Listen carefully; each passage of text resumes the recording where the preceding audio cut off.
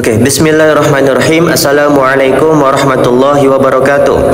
Pernahkah kita memperhatikan bagaimana tubuh kita tetap stabil meskipun menghadapi perubahan suhu lingkungan yang ekstrim? Atau bagaimana kadar gula darah tetap terjaga meskipun kita baru saja makan makanan manis? Kemampuan tubuh untuk mempertahankan keseimbangan internal ini terlepas dari perubahan lingkungan eksternal merupakan bukti dari sebuah mekanisme yang luar biasa, yaitu homeostasis. Dari sekilas contoh sederhana ini, kita akan menyelami konsep homeostasis secara komprehensif, menjelajahi mekanismenya, pemahaman mendalam tentang signifikansinya dan penerapannya atau mengkontekstualisasikan di zaman milenial ini. Jadi, homeostasis adalah kemampuan suatu sistem, baik organisme hidup maupun sistem buatan, untuk mempertahankan keadaan internal yang stabil dan seimbang, terlepas dari perubahan kondisi lingkungan eksternal. Ini merupakan kunci utama kelangsungan hidup dan berfungsi optimal bagi organisme. Prosesnya melibatkan serangkaian mekanisme umpan balik atau feedback loops yang kompleks dan saling berkaitan. Sistem ini secara konstan memonitori kondisi internal tubuh manusia dan membuat penyesuaian yang diperlukan untuk menjaga keseimbangan. Sementara itu, untuk mekanisme homeostasis itu melibatkan berbagai sistem organ yang bekerja secara terintegrasi. Contohnya, sistem saraf, endokrin, dan kardiovaskular itu berperan penting dalam regulasi suhu tubuh, tekanan darah, kadar gula darah, dan keseimbangan cairan elektrolit. Mekanisme umpan balik negatif atau negative feedback menjadi mekanisme utama dalam homeostasis. Umpan balik negatif itu bekerja dengan mendeteksi penyimpangan dari keadaan normal dan kemudian mengaktifkan respons yang akan mengembalikan sistem ke keadaan seimbang. Misalnya, jika suhu tubuh meningkat, tubuh akan merespons dengan berkeringat untuk menurunkan suhu. Yang perlu dipahami secara mendalam adalah homeostasis itu bukanlah keadaan statis, proses dinamis yang terus-menerus beradaptasi dan menyesuaikan diri. Kemampuan untuk mempertahankan homeostasis merupakan indikator kesehatan yang baik, sedangkan gangguan homeostasis dapat menyebabkan berbagai masalah kesehatan, mulai dari dehidrasi ringan hingga penyakit kronis yang serius. Untuk analoginya, analogi yang relevan untuk homeostasis adalah termostat dalam rumah. Termostat itu memonitori suhu ruangan dan secara otomatis menyesuaikan pemanas atau pendingin udara untuk menjaga suhu tetap konstan.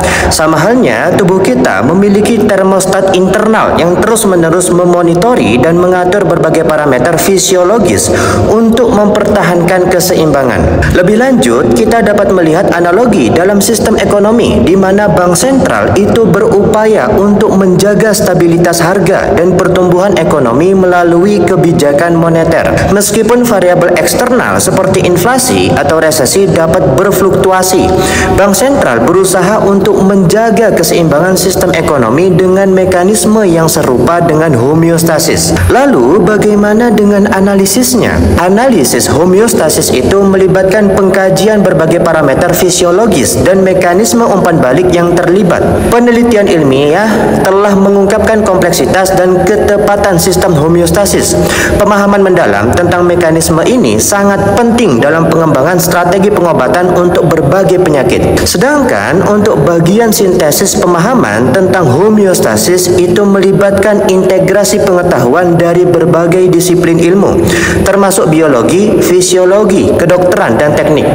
Memahami homeostasis itu memungkinkan pengembangan teknologi medis baru, seperti perangkat monitoring kesehatan dan sistem penunjang kehidupan. Sementara itu, evaluasi efektivitas mekanisme homeostasis itu dapat dilakukan melalui berbagai metode, termasuk pengukuran parameter fisiologis, studi kasus, dan pemodelan komputasi. Penelitian berkelanjutan dalam bidang ini sangat penting untuk meningkatkan pemahaman kita tentang kesehatan dan penyakit serta mengembangkan intervensi terapeutik yang lebih efektif. Jadi, kesimpulan kesimpulannya apa? Kesimpulannya, homeostasis adalah prinsip fundamental yang mendasari fungsi kehidupan. Pemahaman yang mendalam tentang homeostasis memberikan wawasan penting tentang kesehatan dan penyakit, serta membuka peluang untuk kemajuan di bidang kedokteran dan teknologi. Kemudian masuk ke konsep homeostasis yang utama. Jika setiap sel itu memiliki kemampuan dasar untuk bertahan hidup, mengapa sel-sel tubuh itu tidak dapat hidup tanpa melakukan tugas khusus dan tersusun sesuai spesialisasinya menjadi sistem-sistem yang melaksanakan fungsi-fungsi yang esensial bagi kelangsungan hidup tubuh keseluruhan. Sel-sel pada organisme multisel itu tidak dapat hidup dan berfungsi tanpa kontribusi dari sel tubuh lain karena sebagian besar sel tidak berkontak langsung dengan lingkungan eksternal. Lingkungan eksternal adalah lingkungan sekitar tempat tinggal organisme yang bersangkutan. Suatu organisme bersel tunggal, misalnya amoeba, dapat secara langsung memperoleh nutrien dan oksigen dari lingkungan sekitarnya dan mengeluarkan zat-zat sisa kembali ke lingkungan tersebut.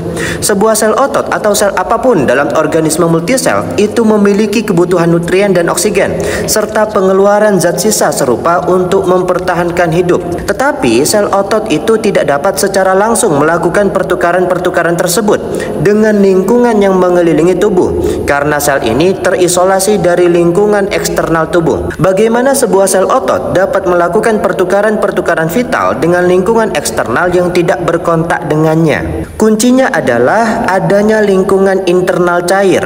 Lingkungan internal adalah cairan yang mengelilingi sel yang melakukan pertukaran-pertukaran untuk mempertahankan kelangsungan hidup sel.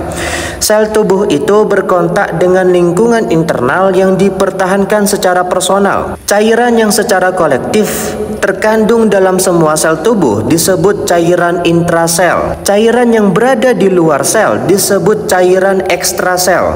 Perhatikan bahwa cairan ekstrasel berada di luar sel tetapi tetap di dalam tubuh. Karena itu cairan ekstrasel adalah lingkungan internal tubuh. Kita hidup di lingkungan eksternal, sel kita hidup dalam lingkungan internal tubuh. Cairan ekstrasel itu dibentuk oleh dua komponen, plasma, bagian cairan darah, dan cairan interstitium yang mengelilingi dan membasahi sel. Inter berarti antara, stisium berarti yang berdiri. Seberapapun jauhnya sebuah sel dari lingkungan eksternal, sel tersebut dapat melakukan pertukaran-pertukaran untuk mempertahankan hidup dengan lingkungan cairan yang mengelilinginya. Nantinya, sistem-sistem tubuh tertentu melakukan pemindahan bahan antara lingkungan eksternal dan lingkungan internal sehingga komposisi lingkungan internal dipertahankan sesuai untuk menunjang kehidupan dan fungsi sel. Sebagai contoh, sistem pencernaan mengangkut nutrien yang dibutuhkan oleh semua sel dari lingkungan eksternal ke dalam plasma. Demikian juga sistem pernafasan memindahkan oksigen dari lingkungan eksternal ke dalam plasma. Sistem sirkulasi mendistribusikan berbagai nutrien dan oksigen ini ke seluruh tubuh.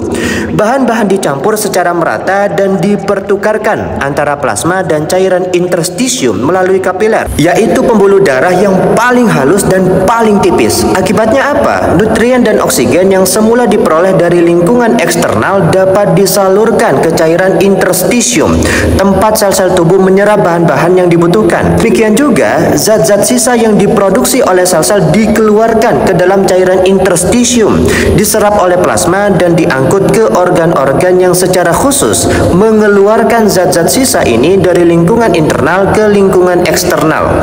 Paru-paru itu mengeluarkan karbon dioksida dari plasma dan ginjal mengeluarkan zat-zat sisa lainnya melalui urin.